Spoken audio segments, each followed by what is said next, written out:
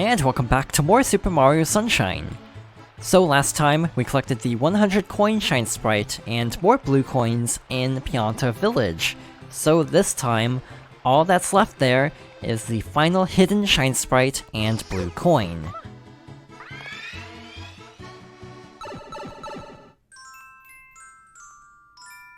And both can be found in episode 8.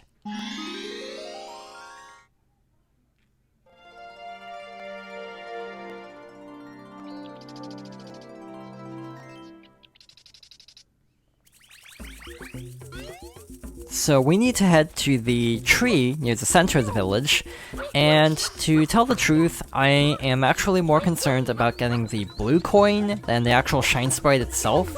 I feel like that's just kind of how Super Mario Sunshine is, where a lot of the Shine Sprites aren't that bad, especially a lot of the non-secret hidden Shine Sprites, like the ones where you don't have to find red coins. A lot of those are really simple to get. But meanwhile, a lot of the blue coins are very difficult to find at times, so we'll have to see how this goes. This one can be a little bit annoying because it is a bluebird. We're so high up that there really isn't a better vantage point to try to collect this from, and luckily it actually was being really cooperative. Sometimes it can actually fly really far away from that platform, but in any case, we have found our last blue coin. So next up, we actually need to climb all the way to the top of the tree. So let's go back up here using that little platform there, and start making our way back to where the rocket nozzle was. Yeah, overall this Shine Sprite is relatively easy to collect. I feel like, in general, I prefer the levels that only have one secret because of how much easier these are compared to the secret red coins. So yeah, all we have to do is basically go over here, go to the next cloud, and then from there to the tree, and then where the red coin was, there's this platform with a Shine Sprite symbol. So, like in the nighttime levels, where you can shoot water at the moon to get a blue coin, if we stand here and shoot water at the sun, a Shine Sprite should appear.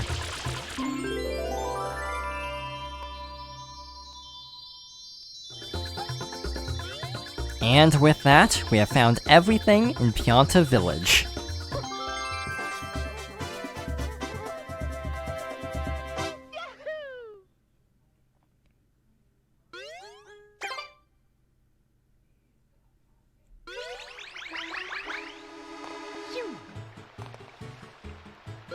Alright, so next up, we actually still have 230 blue coins that we have not turned in, so let's make our way over to the Rico Harbor entrance and trade them in for the remaining 23 Shine Sprites before the final boss. So let's head inside and talk to this Tanuki. Welcome, welcome. I suppose you're here for that, hmm? Yes, very good. That means I will require 10 blue coins from you. I can exchange those for Shine Sprites. I'll give you 23, yes? Would you like to? Really? You truly mean it, yes? No refunds!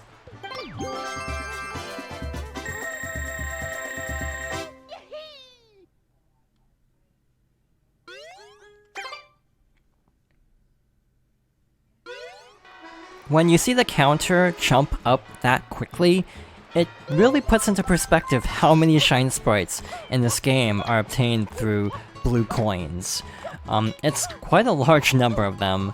But right now we actually only have 119 Shine Sprites. So unlike in Mario 64, where you basically get 120 Shine Sprites and then fight the final boss for the best ending and the post-game reward, in this game, you basically can only find 119 Shine Sprites, and then the final boss has the remaining 120th Shine Sprite. So we are ready to go!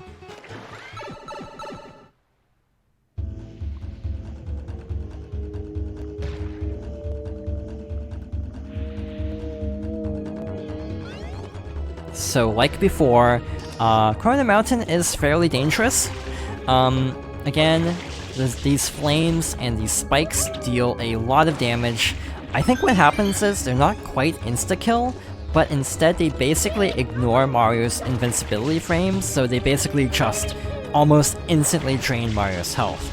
I have seen cases where I've fallen into spikes right as they were about to attract, and thus I take a ton of damage but don't quite lose a life. So it technically is possible to survive landing on these spikes, just really not recommended because of the likelihood of surviving being exceedingly low. Beyond that though, this is honestly not that difficult. Honestly, this level isn't too terrible, especially given how unforgiving and overall difficult some of the earlier parts of this game are. Beyond the spikes and flames, the boat itself is mostly difficult because of how unwieldy it is. This particular section isn't even that difficult. Obviously, you still want to be very careful not to crash into anything, because if you crash, there's no real way to get back to solid ground. I say that as I barely missed that little block there. We're almost to safety, where there's also a rocket nozzle. So once we get the rocket nozzle, we can use that to launch ourselves up to this cloud. So basically, we need to climb up to where the final boss is, using these clouds. There should be a 1-up nearby. I usually don't go for that because I feel like this perspective is kind of awkward, and I often fall when trying to collect that, but luckily it worked out that time. And with that, we have one more cloud to go before the final boss. The water's great, hey, Junior? Sure is, Papa. Come on in, Mama Peach. I think not. Mario! You again? Don't you ever give up? Mario! How dare you disturb my family vacation?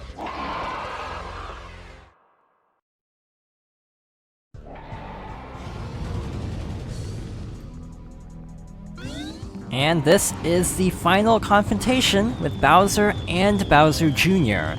Like Corona Mountain itself, I actually feel like this final boss isn't too terrible.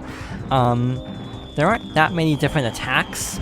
Bowser Jr. will launch bullet bills, Bowser will do a ground pound to knock the slime out of the hot tub towards Mario, and coming into contact with that will do damage. Maybe we should try to tilt the hot tub. So using the rocket nozzle and a ground pound, we can actually destroy these sections, like so. That seems to be effective. Just do that 4 more times. So because the slime is dangerous, be very careful when trying to climb back over to the hot tub, and dodge all the bullets and the flames, and you should be good to go. Again, this really isn't that bad, and this is all there is to it. 3 more times. There really isn't a whole lot to worry about. It is possible to fall off. I've also had cases where I've actually clipped through parts of the ground, so that's not great. Also, it is possible to interrupt Bowser and Bowser Jr.'s attacks using F.L.U.D, like so. I heard a 1-up. I think it fell immediately into the hot tub though, so we can't collect it. Instead of interrupting his attacks, what I usually do is use the rocket nozzle to jump over like that. I find it a little bit more consistent, because the timing window of interrupting his attacks is very, very narrow. But beyond that, this is pretty straightforward. Just 2 more times, Mario. Okay, that's not great. We actually got hit there, so we actually had to kind of hurry there. I know Mario games tend to have fairly easy bosses, but I do think this is probably one of the easiest final bosses in any Mario game, or any 3D Mario game, just because it's fairly non-threatening, especially, again, compared to how rough other parts of this game can be. This is surprisingly anticlimactic. There's one more place. I say as I'm actually getting hit quite a bit in this particular run. But all that's left is this point over here.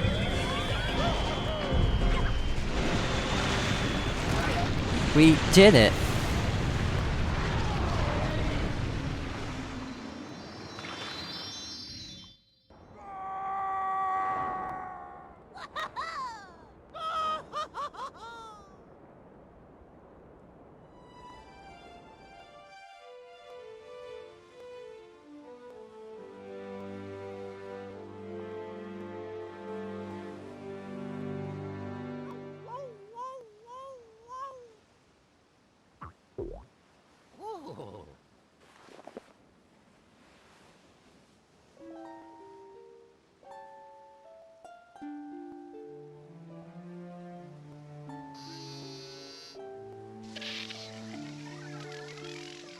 Mario, was I assist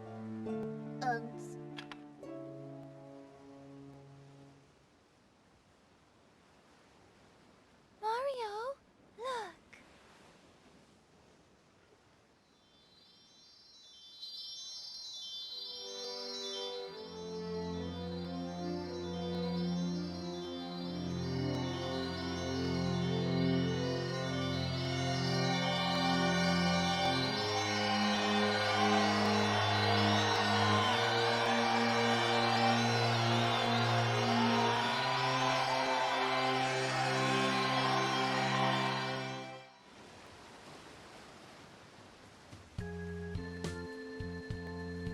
Junior, I've got something difficult to tell you about Princess Peach. I know she's not really my mama.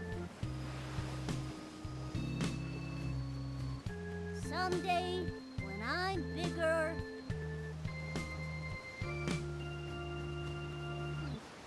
I wanna fight that Mario again. That's my boy. Well put, son. The Royal Koopa line is as strong as ever. But for now, let's just rest a while.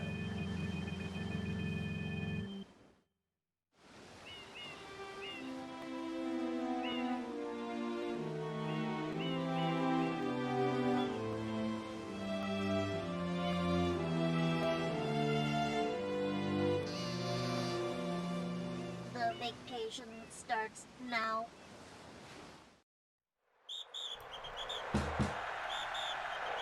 And with that, we've reached the end of Super Mario Sunshine. Despite a lot of issues like the erratic difficulty curve, the over-reliance on blue coins, and overall repetitive objectives like the red coins as well, I still really like this game. This is still one of my favorites. I know it's largely because of nostalgia, but it's just a really fun game for me. And it was a lot of fun getting to play through it again for my channel, especially through the 3D All-Stars version in HD. I know they definitely could have gone a lot farther in terms of improving this game, but I actually kind of like having a fairly faithful interpretation available, especially because this game has never been re-released in any capacity. It's just a shame that it is being delisted at the end of the month at the time of uploading this. I hope eventually they will re-release it either as the collection again or individually, because it's a shame. They even went to the effort of patching Sunshine in particular to fix a lot of its initial problems, so it would be a shame to not have access to this version in the future. But yeah, it was a lot of fun getting to play through it again, but also, we're actually not quite done yet. There are a few more topics I'd like to go over before we close out this playthrough.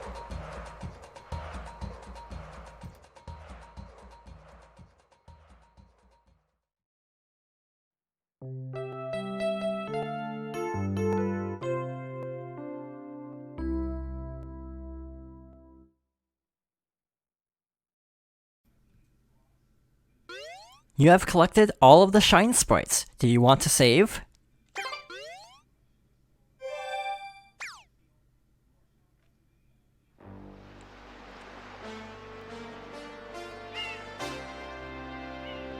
Super Mario Sunshine!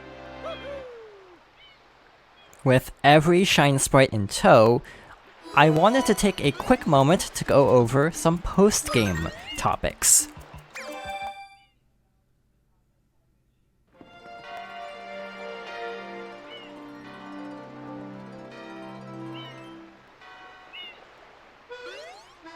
by collecting every Shine Sprite in the game, there are 2 main rewards. The first of which is obtained by talking to any of the sunglasses Piantas. Hey, sunshades alone just won't cut it for you, nope. You also need one of my custom tropical shirts. Here you go. My oh my. I haven't seen anyone look that good in my gear in ages. Come see me again when you want to return them, okay? So, only when you have all 120 Shine Sprites will the Piantas give you this custom shirt. It's kind of a neat little bonus, but is it worth collecting everything? It depends on the individual. Personally, I like the game enough that I don't mind completing it. But for most, I feel like it's not really that great of a reward to justify going through some of the tougher stages in the game. The other difference, by collecting all the Shine Sprites, is the ending itself. So if you don't have all of the Shine Sprites, the ending will play out exactly the same, except the ending image after the credits will be different.